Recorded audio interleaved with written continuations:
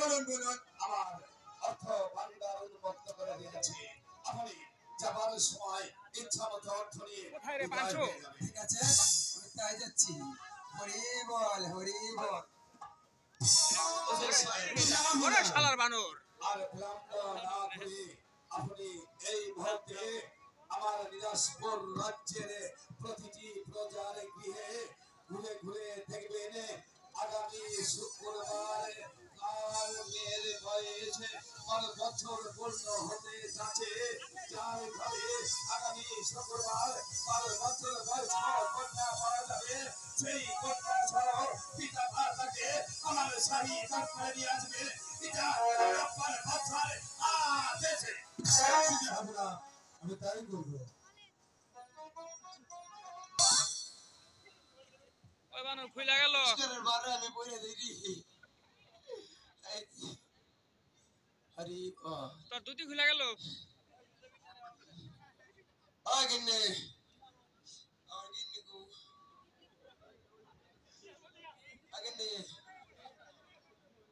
জ্যোতিষী মশাই কি ভাই দাও আজি প্রতি করে দেখো আগামী শুক্রবার কার ঘরে আছেন 12 বছরের কন্যা, আর বয়স 12 দিন পূর্ণ হবে। আগামী শুক্রবার।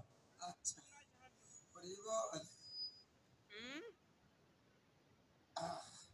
হরে কৃষ্ণ হরে কৃষ্ণ হরে গুরু সেবা যে করে, আরে গুরু মিষ্টি দিয়ে বা যেদিক ইচ্ছা এদিক যা।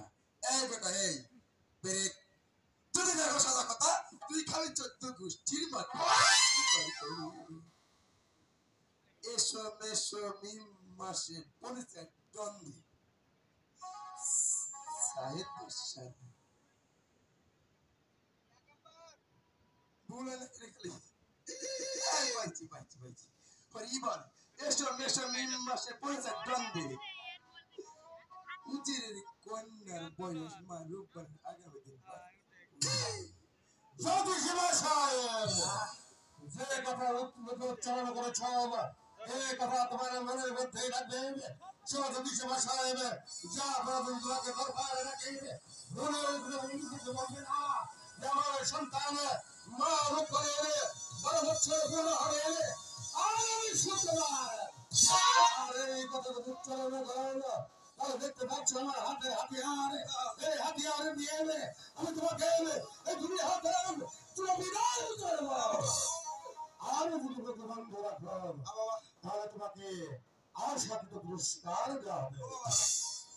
বাবা জীবনে হুকুম না বাবা, তুমি যখন জানো তাই বাবা আমার ডাক দিচ্ছ ওকে বাবা।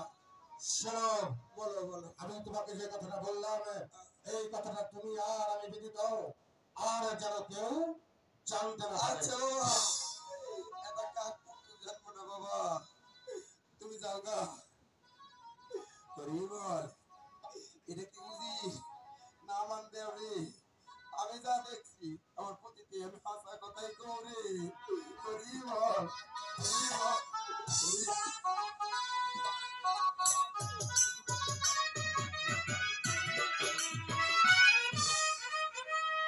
সাহেবকে পাঠিয়েছি আমার নিরাশপুর রাজ্যের প্রতিটি প্রজার গৃহে সন্তান করতে 12 বছর বয়স্ক কন্যার এখনো পর্যন্ত অতিথি সাহেব ফিরে আসছে না।